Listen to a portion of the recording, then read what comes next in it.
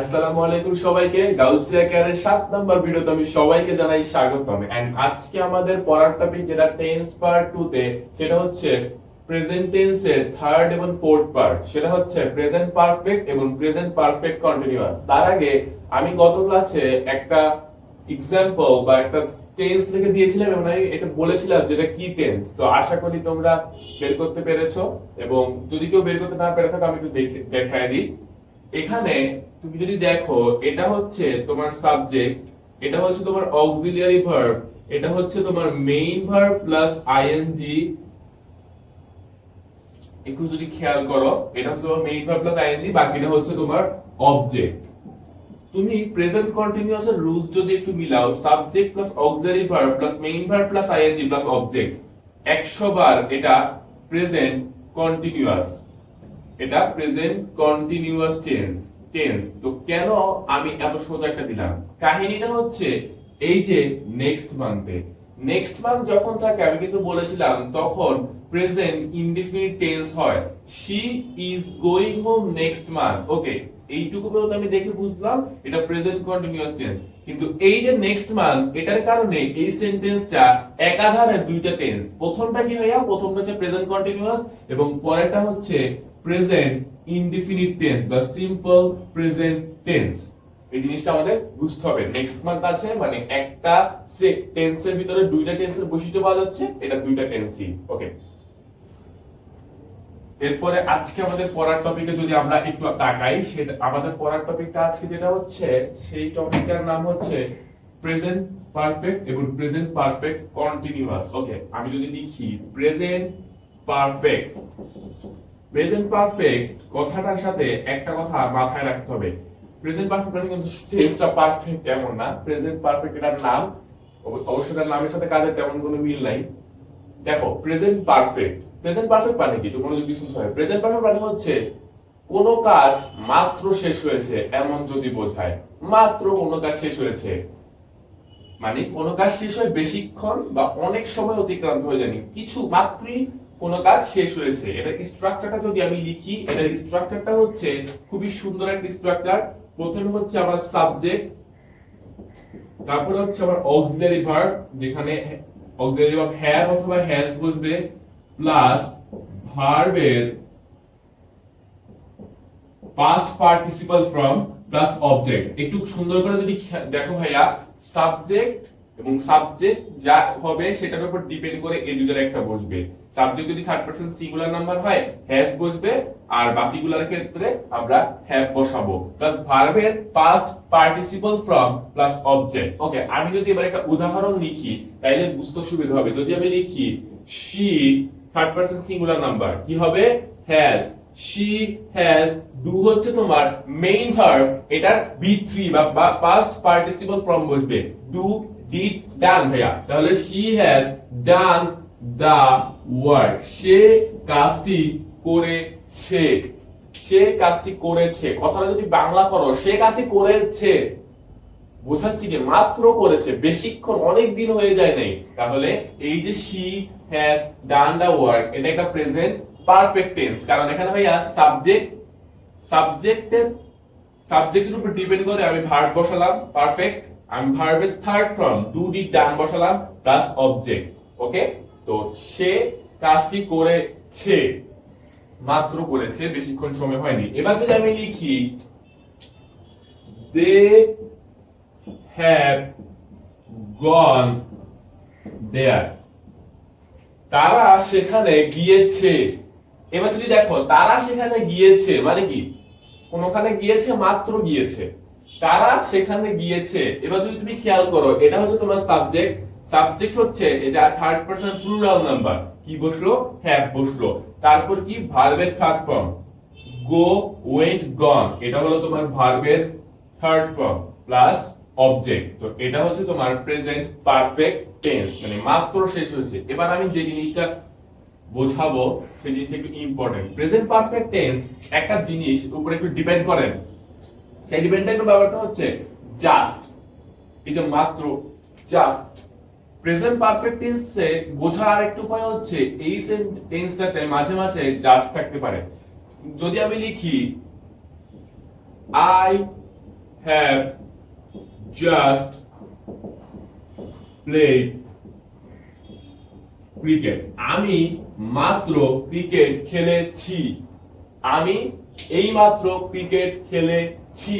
এই যে তুমি যদি দেখো তোমার সাবজেক্ট অক্সিলারি ভার্ব বা মেইন ভার্ব প্লাস মানে মেইন ভার্বের থার্ড ফর্ম এই যে জাস্ট বসলো, তাহলে কি আমি রুলসও মিলে যাচ্ছে এবং এই যে জাস্ট কথাটা ডাইরেক্টলি আছে, তাহলে এটা কি এটা হচ্ছে আমার প্রেজেন্ট পারফেক্ট টেন্স। কারণ এখানে কি আছে, আমি এই মাত্র ক্রিকেট খেলেছি।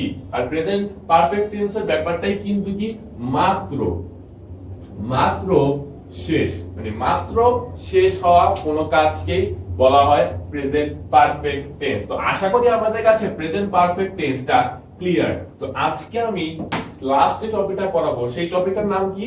সেই টপিকের নাম হচ্ছে present perfect continuous tense. Present perfect continuous. কোনো কিছু পড়ার আগেও ওটার নাম নিয়ে একটু বিশ্লেষণ করাটা একটু ইম্পর্টেন্ট। দেখো কি বের হয়ে আসে, একটু তুমি চিন্তা করে দেখো, ডিপলি যদি চিন্তা করে দেখো, তুমি যে জিনিসটা পাবা সেই জিনিসটা হচ্ছে প্রেজেন্ট পারফেক্ট কন্টিনিউয়াস।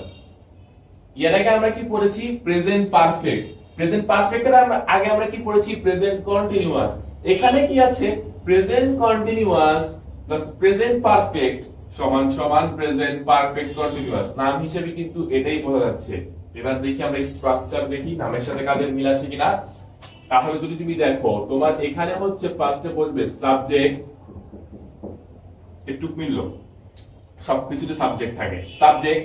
এরপরে তোমার প্রেজেন্ট পারফেক্টে তোমরা পড়েছো হ্যাভ অথবা হ্যাজ, এখানেও একই, হয় হ্যাভ নয় হ্যাজ।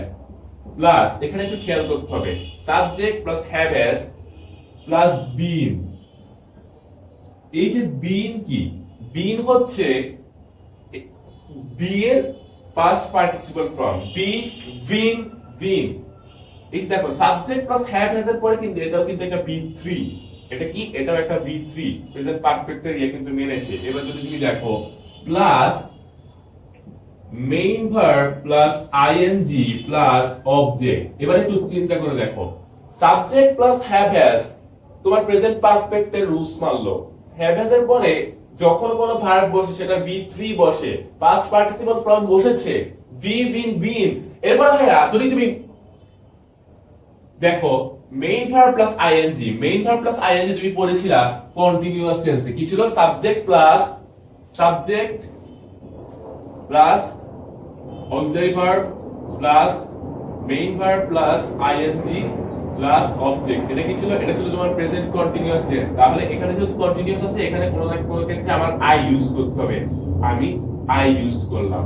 এই যে প্রেজেন্ট পারফেক্ট কন্টিনিউয়াস ভাইয়া, এটা আরেকটা ইম্পর্টেন্ট কথা আছে কি, সেটা হচ্ছে এটা একটা সময় উল্লেখ করা থাকে। যেমন প্রেজেন্ট কন্টিনিউয়াস মানেটা কি? প্রেজেন্ট কন্টিনিউয়াস মানেটা ভাইয়া হচ্ছে যে বর্তমান কালে অথবা অতীতকালে কোনো কাজ শুরু হয়েছে কিন্তু সেটা এখনো চলছে। সময় যদি উল্লেখ করে দেওয়া থাকে, যদি আমি বলি বাচ্চারা 3 ঘন্টা যাবত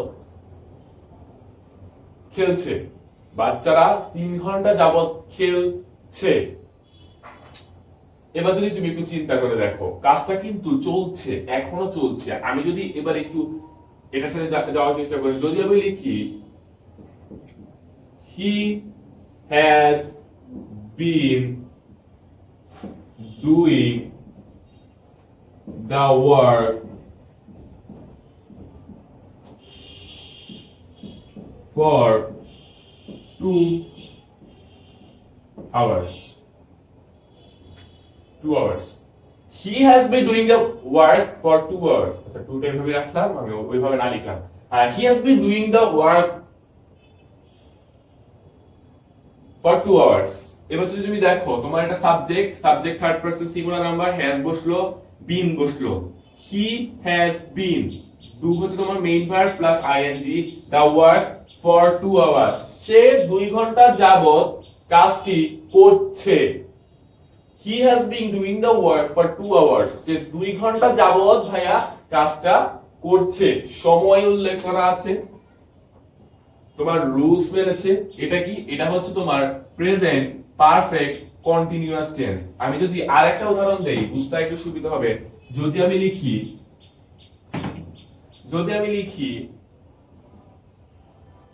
they have been playing since 10 o'clock.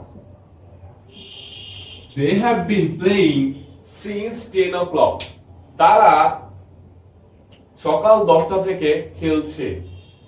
এবার যদি তুমি একটু চিন্তা করো, তোমার সাবজেক্ট বসলো, সাবজেক্ট হচ্ছে third person plural number, have বসলো, বিন বসলো, ভার্বের থার্ড ফর্ম বসলো, প্লে হচ্ছে তোমার মেইন ভার্ব, আইএনজি বসলো, সিন্স বসলো 10 o'clock।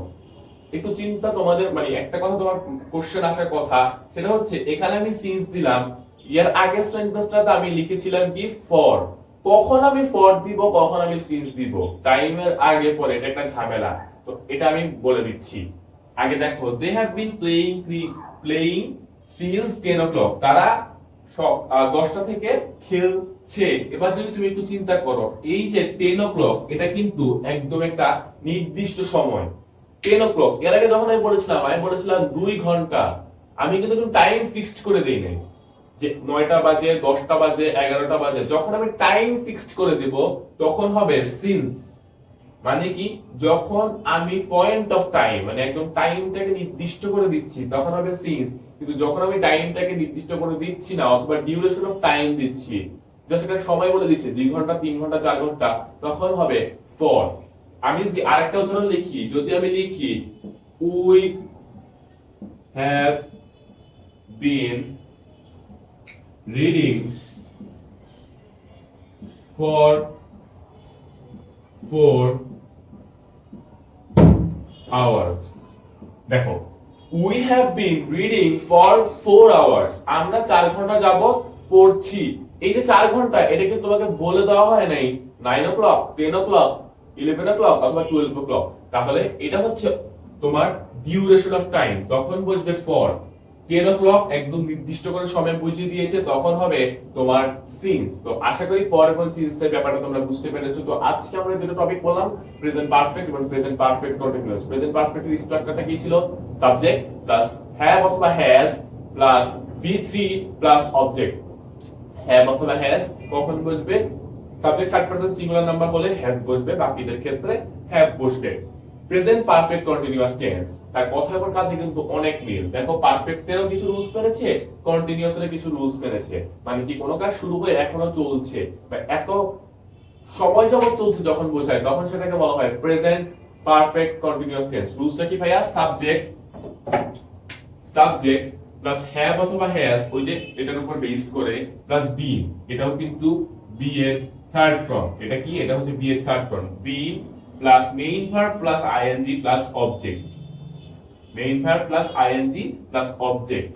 আমরা দেখলাম এরপরে যদি টাইম যদি ফিক্সড করা থাকে 9টা 10টা বাজে, তখন সিন্স। টাইম যদি ফিক্সড করা না থাকে, কিছু একটা বলে 2 ঘন্টা 3 ঘন্টা, তখন হবে ফর। তো আশা করি আমাদের এই ভিডিওটি সবার কাছে পছন্দ হয়েছে এবং যদি ভালো লাগে থাকে অবশ্যই সাবস্ক্রাইব করে আমাদের পাশে থাকবেন।